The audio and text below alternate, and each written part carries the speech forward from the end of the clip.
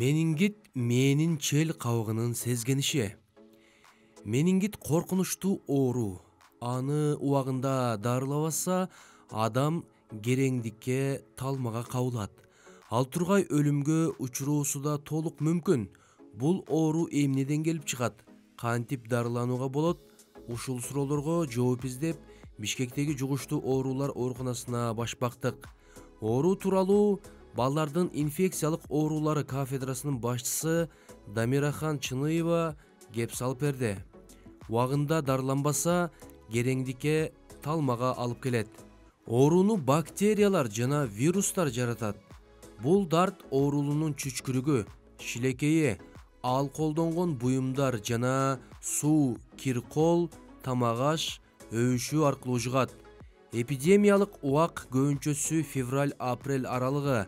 Анткени бул убакта аба ырайы бирде жылып, бирде сууп, эл суукка көп урунуп, оорунун жайылышына шарт түзүлөт. Анын үстүнө жазга мал нымдуулук күчтүү болуп, бактериялар вирустардын көбөйүшүн шарттайт. Узак убакыт жабык, желдетилбеген имаратта болуу, эл көп чогулган жайларда жана суукта мончодон чыгып жылаң баш жүрүү да менингитке чалдыгууга жол ачат. Бул оорудан убагында дарыланбаса, кереңдикке, талмага алып келет. Менингит оорусу ар 10-15 жылда эпидемияга айланып, кайра кайтып турат. Кыргызстанда акыркы ирет эпидемия 1997 жылы болуп өткөн. Аталган ооруга чалдыккандардын 80%-ын ымыркайлар, өспүрүмдөр түзөт. Жаштардын арасынан 15-30 жаштагылар көп ооруйт. Анткени булгуракта суукта жылаң баш жүрүп, жука кийингендер көп. Түрлөрү: менингококтуу менингит. Ооруну менингокок бактериясы козгойт. Негизинен аба аркылуу жугат. Организмге кирген соң канга өтүп, кан менен жылып баш мээнин чел кабыгын сезгентет. Өлүп баштаган бактериялардан уу бөлүнүп чыгат. Ал уу эң керектүү органдарды, баш мээ, бөйрөк, боор жана башкаларды ууландырат. Жүрөккө да терс таасирин тийгизип, иштөөсүн бузат. Кайталанма ириңдүү менингит. Баш мээнин чел кабыгы оорудан улам ириңдейт. Ооруну стрептокок, пневмомокок бактериялары, ичеги таякчасы жана башкалар козгойт. Көбүнчөсү баш мээнин жаракатына кабылгандардын, башына же мойнуна операция жасалгандардын оорунун бул түрүнө чалдыгуу коркунучу бар. Анткени жаратылган жерден бактерия кирип, менингитти жаратышы мүмкүн. Ошондой эле адам кулагынан дамамат ириң акканына же гайморит оорусу бар туруп, врачка кайрылбай өз алдынча дарыланып жүрө берсе, ал оорулардын козгогучтары мээге өтүп, ооруну пайда кылуусу ыктымал. Сироздуу менингит. Оорунун бул түрүн вирустар козгойт. Адатта оору жайында пайда болот. Оорулуунун чүчкүрүгү, жөтөлгөндөгү шилекейи вирус түшкөн буюмдар аркылуу жугат. Чоңдор азыраак, балдар көбүрөөк ооруйт. Эл көп түшкөн көлмөлөргө киринип, булганган сууну жутуп алганда жугуп калуу коркунучу бар. Кургак учуктуу менингит. Кургак учук менен оорубаган адам деле кургак учуктуу менингитке чалдыгат. Аба оорулуунун колдонгон буюмдары аркылуу жугат. Мында деле оору козгогучтар организмге кирген соң кан менен жылып мээнин чел кабыгын сезгентет. Баш артка тартылып, кусуу күтүлөт. Менингит оорусунда негизинен төмөндөгүдөй оору белгилери жолугат. Дене табынын көтөрүлүшү 39-42 градус болушу мүмкүн.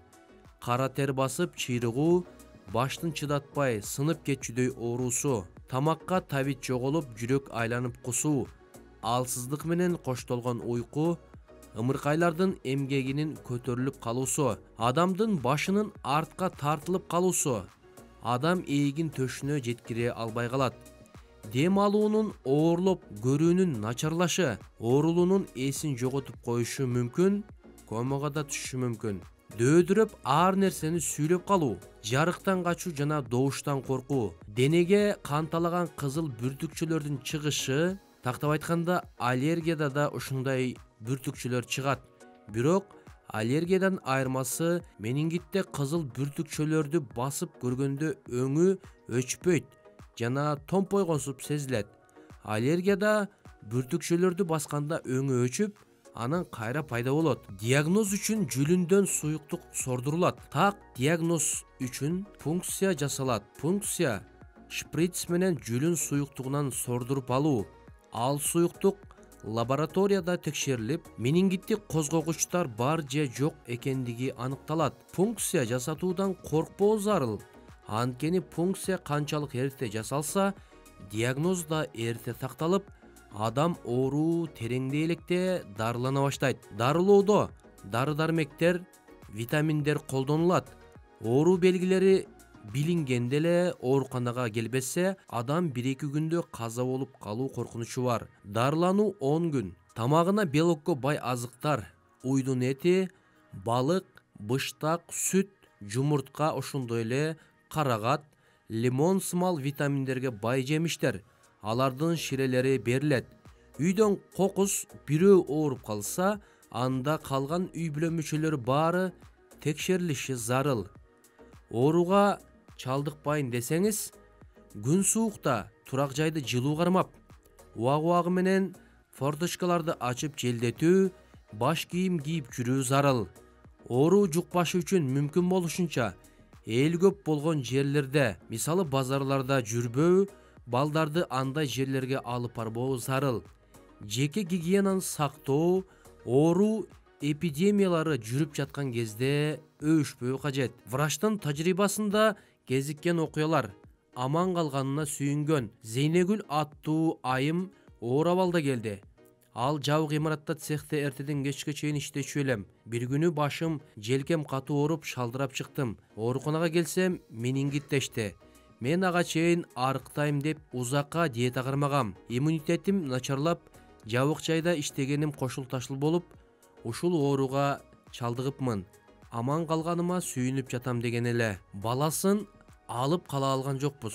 Бир жаш эне баласы ооруса сасык тумоолоп калган экен деп үйүндө кармап, өз билгенинче дарылай бериптир. Ооруканага кеч алып келди. Канталаган кызыл бүртүкчүлөрү некрозго кабыла баштаптыр. Канча айла кылсак да баланы аман алып калууга болбоду. Булак Супер KG.